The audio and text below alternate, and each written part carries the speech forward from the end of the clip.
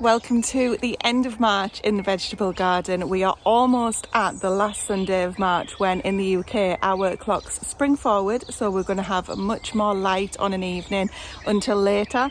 It's already quite light on a morning. I've noticed that when I'm coming out and doing our animals on a morning, it's a lot nicer to be able to work in the light and the dry. It's been a beautiful day today.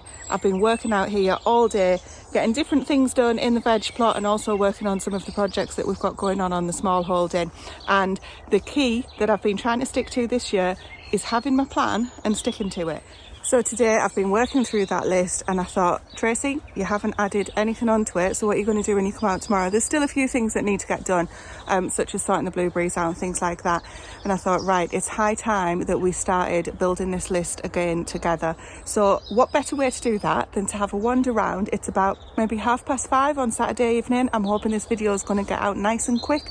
We've got other videos in the pipeline, so it might end up that some of them look a bit jumbled up, but this is going to be a plot tour. So if you're only here for this, then that won't matter in the slightest to you. But what better way than to wander around, have a look together and actually list out the jobs as I go around, so that one, it might give you guys some inspiration, two, you can tell me you've forgotten about this, and three, I also have a ready-made list to go back to when I need to remember what to get done. And then what I can do is sit down in the house, make a note of everything that's listed out that I've mentioned as we're wandering around so that I don't forget it, and then prioritise.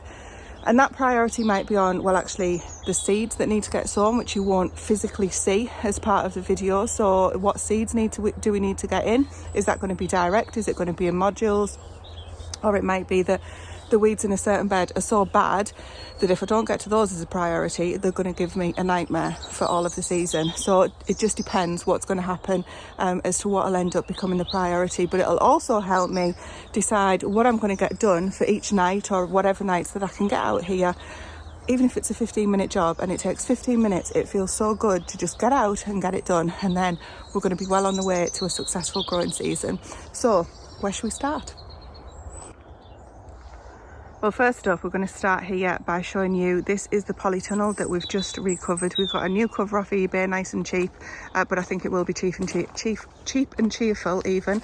And this area here, these two beds are my daughter's. She grows flowers, she absolutely loves it, so we said 100% want to encourage that. So she buys some in, she grows them from seed, all the different kinds of things. She's got a polytunnel full of flowers and also she grows a lot of food for her goats, and that's all in there. So that is a very much her domain, but how proud is she of this, and rightly so. But right next to the polytunnel, we have got the blueberries. There's actually 5 in total. There's one just to the left here. That's animal feed soaking there. These are different types of varieties of blueberries to come at different points in the season. So here, this is looking super dry, but if you notice, it is actually full with water. So something's gone wrong somewhere. So I need to figure out why that is. And also for the branches that are dead, or that certainly are too old, I'm going to come in and get those trimmed up. I do need to double check, is it still okay to prune the blueberries now, or will I kill them off? I can never remember.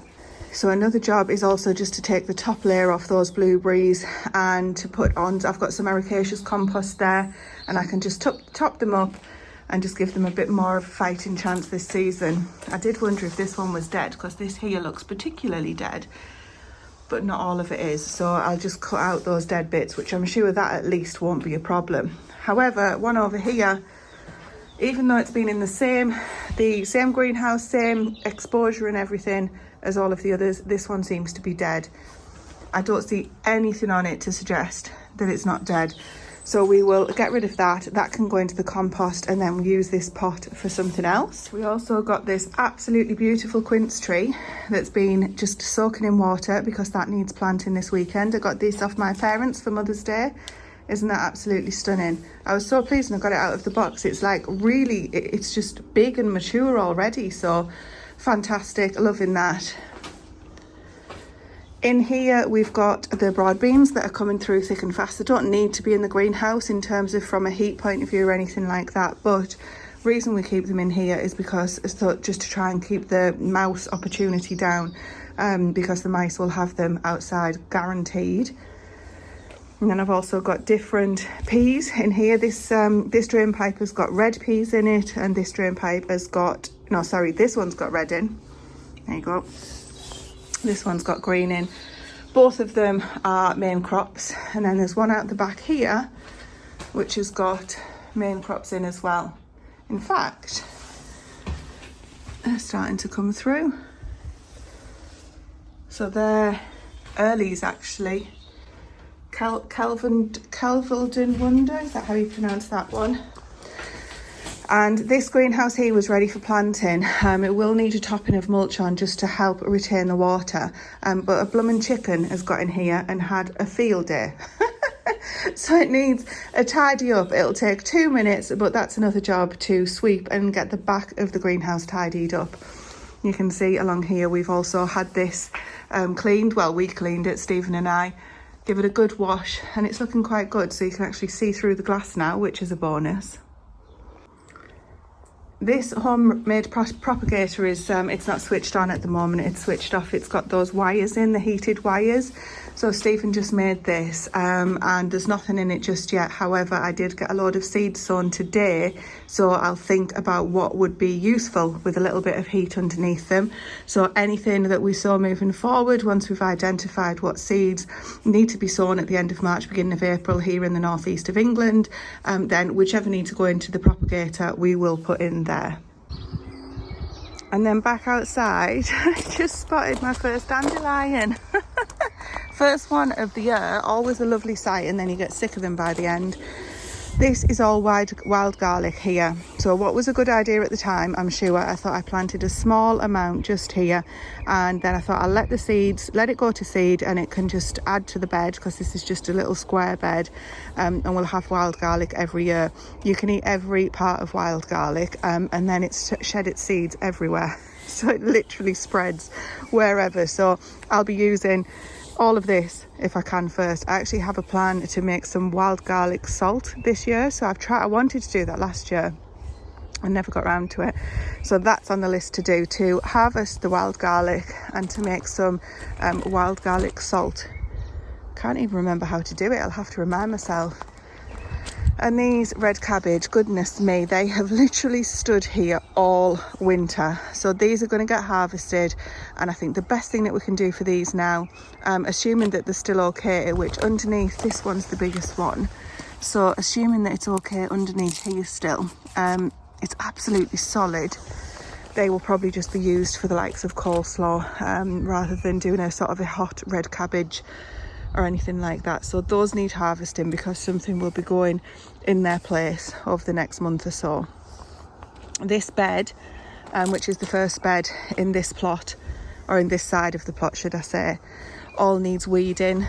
And I think that these are kale, I can't remember, and of course I haven't got the right label for them, but they're looking like kale plants, so please do tell me. I thought they might have been mustards when I was talking on the previous video, but I think that I had the bright idea of getting lots of kale in this bed. Can't quite remember, but either way it'll all get eaten. So this needs to be, some of the plants need to be, there's a couple over there in the corner, they need some canes or something to make them a little bit more sturdy, but generally if kale falls over, it tends to just start growing up straight from wherever it's fell over, doesn't it? So they should be absolutely fine. But this bed definitely needs a good weed and taking all of the old leaves off that have already been eaten. This one looks a little bit like it's going to seed. Looks like it's bolting. So please do tell me if you recognise this plant, what you think it might be. More than likely kale or some form of mustard, from what I remember. These guys here are Swiss chard, and they just need tidying up. So in the same bed as the kale, that'll all get done as one job, weeding and get tidied. And then this will be on the menu moving forward. That's absolutely something that we should be using now. And the green can be used in anything. So, you know, whether it's breakfasts or lunches or evening meals, very versatile. And then next to it we have a food trough, or a water trough, that was used for animals before we moved here. Absolutely fantastic addition. I love this, but it does have last year's leftover flowers that have obviously died in it. That was lobelia over the side there, so that needs tidying up. Oregano is coming back thick and strong. Oh my goodness, smells amazing. This is sage. Oh my goodness, also smells amazing. So let's get this trough tidied up. That's literally a 5-minute job, isn't it? So there's no excuse not to get that done as a quick job. And then coming around here, pathways here are a nightmare in terms of throwing up weeds. So you can already see there's some that are coming through really quickly here actually. The grass bits and pieces. I've done this one today, so here and all along the polytunnel's already done. That was a molehill, so there's moles just giving us a nightmare here as well, but that's a different story. So pathways, I'm going to need to weed all of the pathways, but I think I'll have to split them down into sort of individual jobs basically. There's one down here that's actually a lot worse than if we go further down here, because I didn't do this in the winter, and you can see this is what it ends up looking like. So these pathways, probably need to prioritise this one next to the cold frame and in between the beds next to the cold frames as well, because otherwise they're going to end up taking over and just becoming too much basically. But again, as that stands at the moment, it's a really quick job. So if we get that done sooner rather than later, it won't become overwhelming.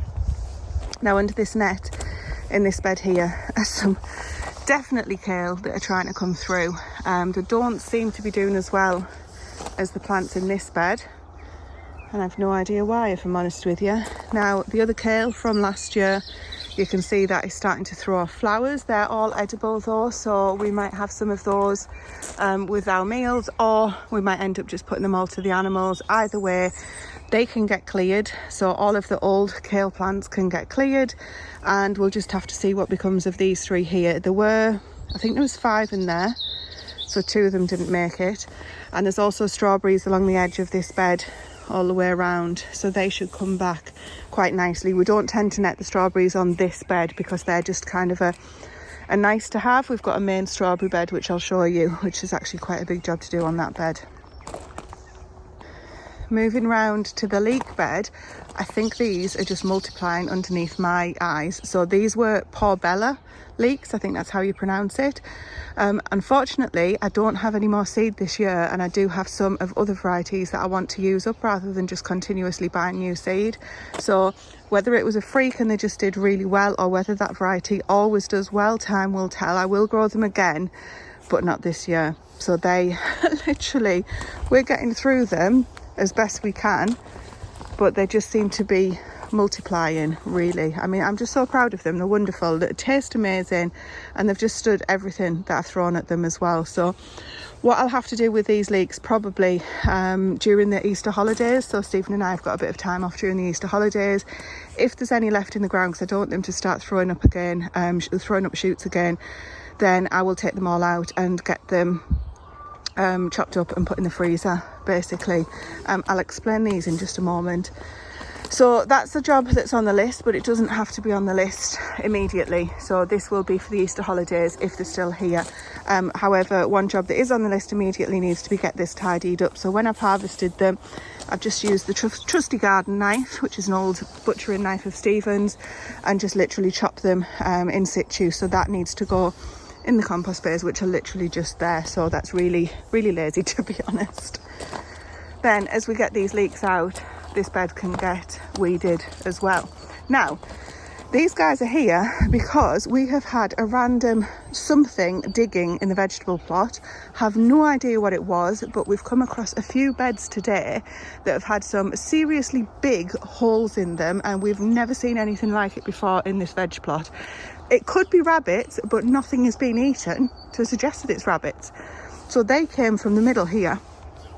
Filled it back in now, but there's the holes. I think I've got one to show you actually, so bear with me. So when we get round to the beds, I can't quite remember which bed it was in now, I will show you. Anyway, so there was 2 leeks harvested unexpectedly because Stephen was having a look in the hole to see if it actually led anywhere, which it didn't. Anyway, so that's that bed. The leek bed will basically need to be harvested, and then it'll be ready once it's been weeded for the next crops. And this bed here was completely ready for the next crops. It's had mulch in it, but now it's got a layer of cuttings off here. This fence, unfortunately, or this what's it called, trellis, unfortunately has broken. So I think it's the the post that snapped. So Stephen was trying to get to it to do a job and ended up having to take some of this off. So these cuttings, trimmings, need to be composted. Well, actually probably burned, not composted, because they won't compost down very well, just given the thickness of them. But yeah, so anyway, easy job. However, alongside this end bed, there are all Jack by the hedge weeds or plants, whatever you want to think of them. So that's another job that will need to be done, and the pathway is weeded. This pathway is not too bad, so that won't take long. But also along here, we get loads of nettles come through along the climbers, so they'll need to be taken care of, and the creeping weeds as well will all need to be taken care of. This trough here, we actually need to decide what we want to do with it. So I'll put that on the list. What do we want to do with that? Where do we want to keep it? And what do we want to grow in it? So a nice easy decision, hopefully. And then we're back to sheds up there, main plots here. Let's head up here, because when we first moved in, this plot was the plot that was here. We have replaced all of the beds in them, well, nearly all of them. But this here was the main plot, and to the left of me was all grass and wasn't beds, so we've put those in as well. So I always kind of feel that the need to get drawn to this plot first. And something else that was here when we moved in were the very strong rhubarb plants. So there's 1, 2, 3, 4 that came with the property. We planted that one as part of when the kids were younger, and my son planted that. It doesn't thrive as well, which is probably why there wasn't one there when we moved in. Now, these are the currant bushes. The black currant always comes through first. Thick and strong compared to the red, which is in the middle, and the white, which is on the end. Although, having said that, the white is coming through. So the whites come before the red this year. Now, I haven't pruned any of these this year. Gave them quite a hard pruning last year, believe it or not. There might be some little bits that I need to do just to stay on top. But as you can see, quite a bit of work to do in this bed. It's definitely a weekend job. It's not just a 15-minute job on a night. This gets thick with nettles, so what we tend to do is put it knee deep in bedding, sheep bedding or duck bedding, which I'm actually low on, believe it or not, this year. The sheep have been outside all winter, but we will need to get it weeded as best we can before it takes over, because it literally just, the weeds come as high as the raspberries, which is what's along here as well. Now you can see some of these raspberries are already starting to flower or to shoot. So I'll come in and essentially tidy up the ones that I know are definitely dead, rather than last year's wood, which is where the new ones are coming on. And again, try our best to make it, get all of these nettles out as best we can. It's easier said than done, very much so. These are actually weed remnants from last year, because it really does just take over, and you easily lose the will to live once it's established itself. So it's definitely a priority job, otherwise the same thing's going to happen this year, and fingers crossed. I would like to try and prevent that. The problem is you can't mulch this with anything other than sort of bedding that if the raspberries can grow through, otherwise you're going to prevent them from growing. So you can't suppress the weeds without suppressing the raspberries, so bedding it is rather than a ground membrane. And then you can see this little sod has come through and it's not supposed to be there, so things like that need taken out as well. We've also got gooseberry bushes. There's 4 in here which completely need pruning, but my goodness me, I'm not going to do that because they are so lethal. They are literally, like, the thorns on them, can you see, they're just baby thorns as well. So this one is already starting to come. Different varieties here, so they come at different times. For the gooseberries, I make a barbecue sauce with them. I have done that on a previous video, but I'll do it again this year to show you, because honestly, best use of gooseberries ever.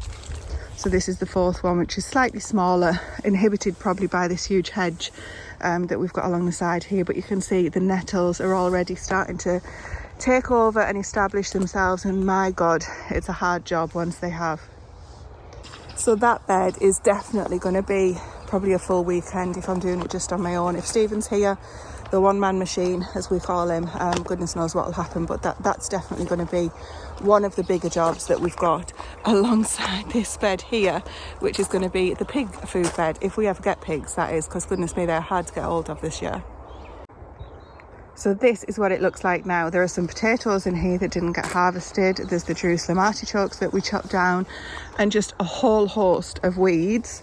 And then animal bedding that people haven't been able to get the barrow up into, and have just tipped it, and probably under the cover of dark that's been done.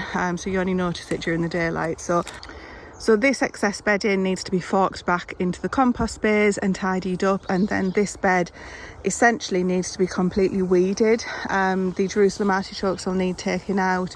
The potatoes will need taken out if there's any left from last year. If they're usable, we can use them. If they're not, they'll just go into the compost. And this bed here will essentially be laid down for the pig food. So we're going to grow anything pig food related in here.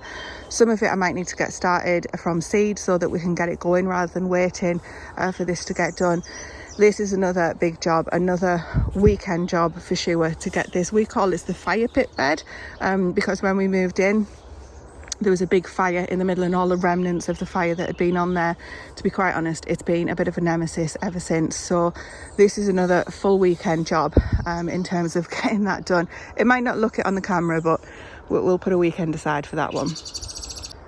Now, just looking back, so those are the two beds that are going to be the hardest.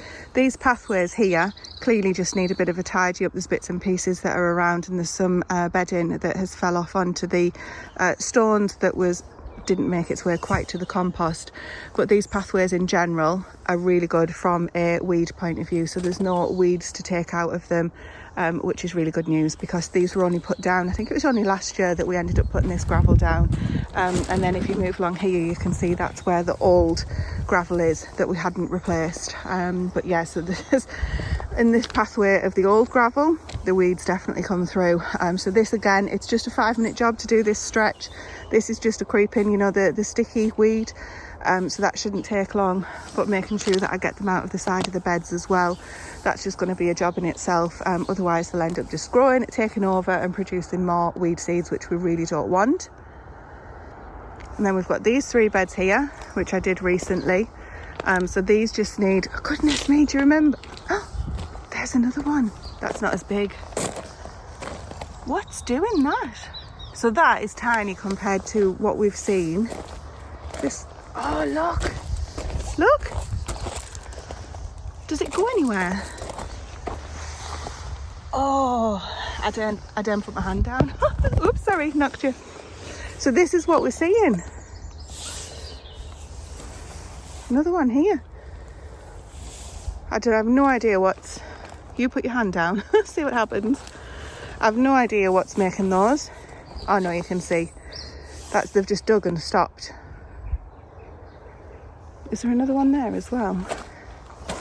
So one's been started there by the look of it, but the ones, I'll show you the bed that it was in, we've covered it up. It was absolutely huge. It looked like a bucket of soil, a bit of compost had been taken out.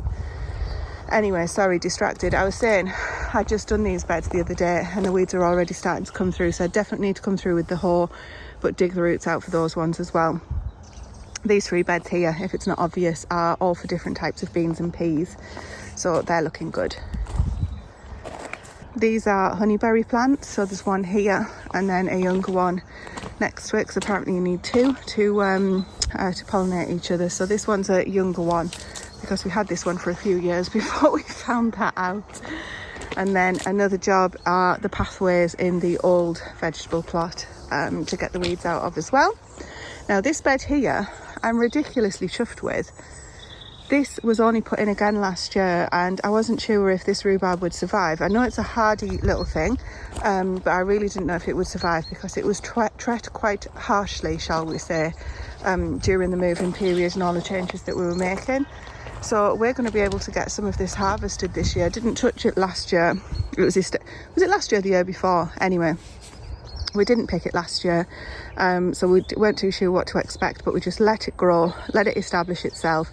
These were all established plants, so they weren't young plants, but they were moved, like I say, and quite roughly tread.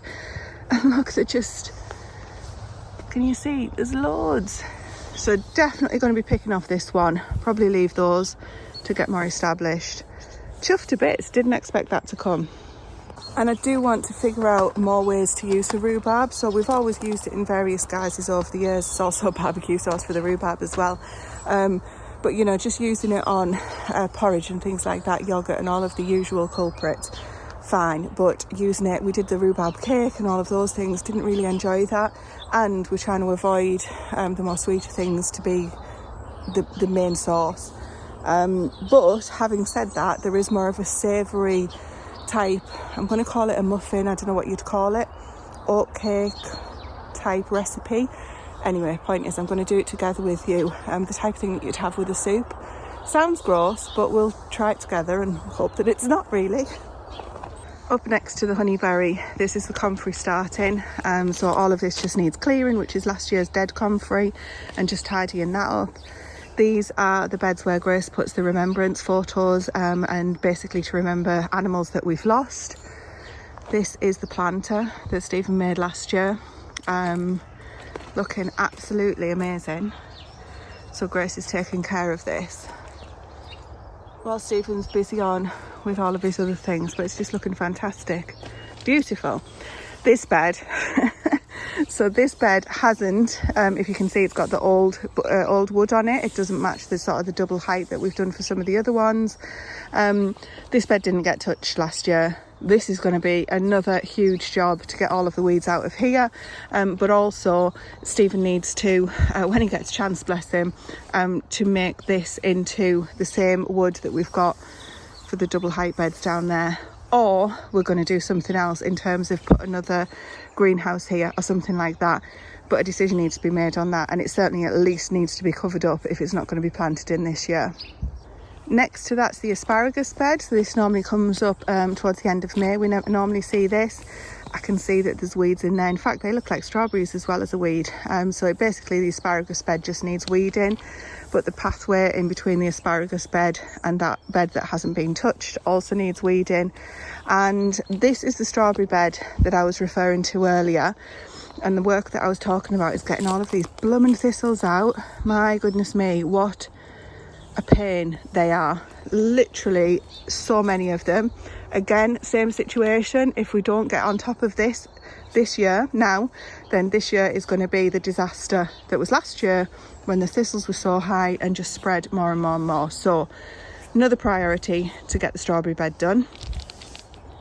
Now we do have strawberry runners that are in the pathway, and when Stephen did this bed recently, he mentioned that we were going to move some of these runners into the bed because it is sparse in places. If you can see here, there's more thistles than there is strawberries, so we will definitely get those moved into there once it's been weeded, and then hopefully we'll have some strawberries this year. Not only are the thistles, but you can see the nettles are already starting as well. Oh, this is the bed where whatever it was had dug in. So they'd started here, massive hole, like say, like bucket amount of compost that had been out of there. And they'd also done another one here, I don't know if you can tell, that wasn't as big. But we thought it might have been a tunnel underneath, but there wasn't. So yeah, no idea what he's doing that. I think we might get the trail camera out again and get that set up and see if we can get more than 1,000 photos of a squirrel this time. This bed and this bed are ready for planting in. There's some parsnips that have started to grow that obviously missed last year that just need taken out of there, and just basically the weeds that are on the pathway of this bed need taken down. And then the bed there with the spring onions in, that's what we're just having along. We tend to have those for breakfast on a weekend more than anything, but essentially we'll just weed that and get those eaten, and then they'll be ready to go in as well. Growing, not going. So that bed has got the spring onions in. This bed has got last year's spinach in. This won't last very long, but let's have whatever we can get out of it. I think the spinach just needs a good tidy up, and then anything, this is fresh growth, so that's edible. It's all edible. I'm just thinking what might taste nice and might not. So that's all, just needs tidying up, the spinach, and then taking off it whatever we can. There's some beetroot that have obviously been missed that are starting to reshoot next to the spinach, so we'll either get those up, if they're edible, eat them, if they're not, compost them, and that will be ready to plant in. And then nothing to do in this bed. This is just the garlic that didn't grow last year but started growing this year, so we shall leave it be. Oh look, the net's come up on, that's too big for the net now, so probably can get that net taken off and just hope that the pigeons leave them alone. And also whatever is doing the digging in the garden leaves them alone as well. Same for this bed, and the beds to the right of me have got onion sets in and shallots in. This bed has also been digging in, as I say, by goodness knows what. Anyway, nothing to do in them. The cherry tree is this one here. Nothing to do because we always forget to prune this at the right time of year. So we'll see what this year brings. So in fact, I need to put in my diary August, end of August, to get this pruned, because by then we should have got all the cherries in. And then also just the pathways at the end of the beds here need doing.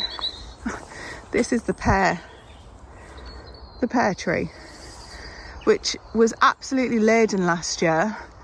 And then whatever happens, we don't know. But one night for the last 2 years, all of the pears have just been gone. We've said, you know, what is it? Is the neighbour coming in and taking them? I'm joking. We got on very well with our neighbour. He wouldn't do that. Yeah, and they just literally disappear overnight. That's a pear tree there as well. Same thing. So what's big enough and strong enough to come and take them away overnight? Not on the floor, nothing like that.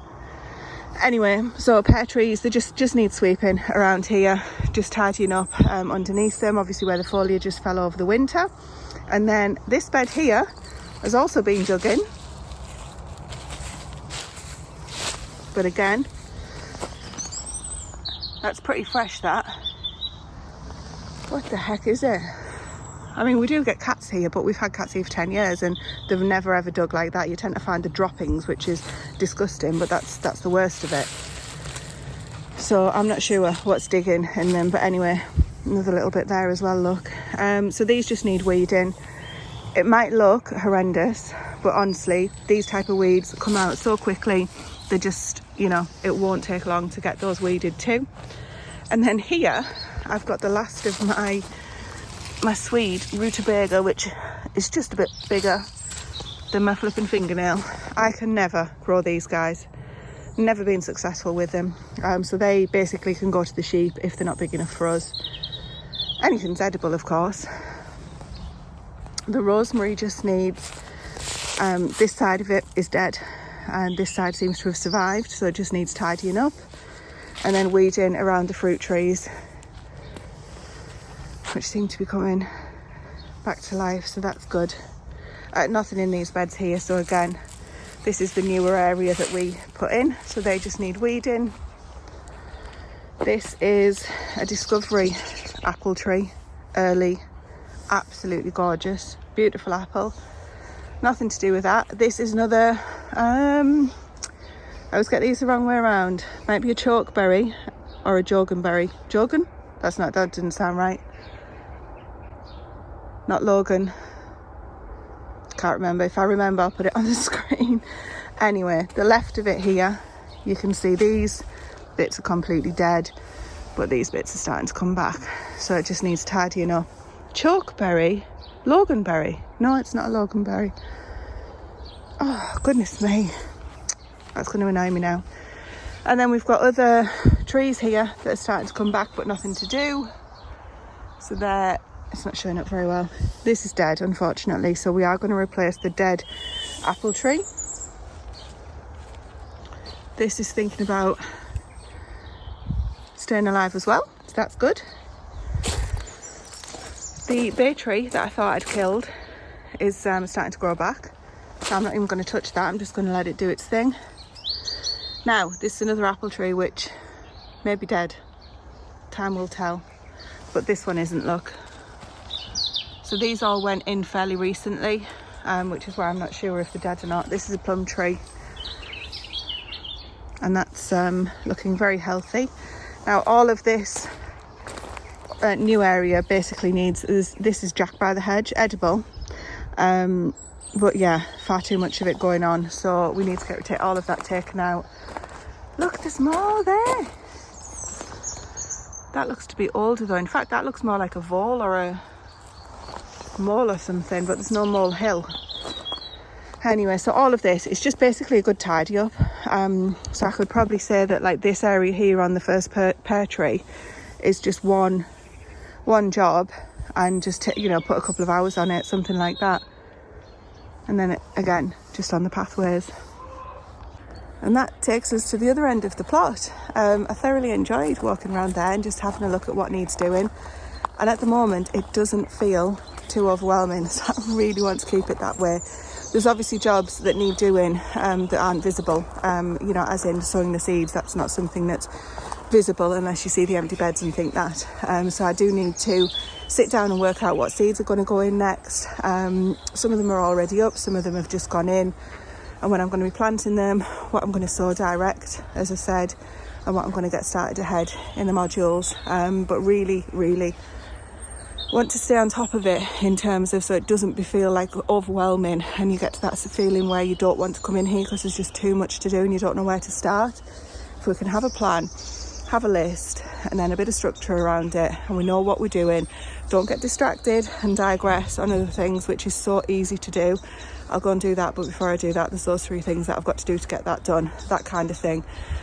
Really try and plan it out sensibly, and then that will hopefully take me to the preserving season in full. Obviously, I'll start preserving with the wild garlic now, for example, but hopefully that'll get me to the preserving season and still feel somewhat sane, so that I don't know where to start and it just becomes too much and we don't end up getting done as much as we want to get done. Because this year being our 10th year, we really, really want to do ourselves proud and get on top of everything, and it'd be welcoming to come in and be something that we're really proud to show people. But not just that, we're actually benefiting from, and it's going to get us through the winter, it's going to get us through next year, and we'll hopefully be able to rely on it. Anyway, thank you for having a wander around with me. As I say, thoroughly enjoyed that. It's starting to come in a bit dark now. I think that feed will have soaked, so I'm going to go feed. I'm going to go and put my feet up and listen to this back so I can get my list of things so I don't forget them. Thank you very much, and I will talk to you very soon.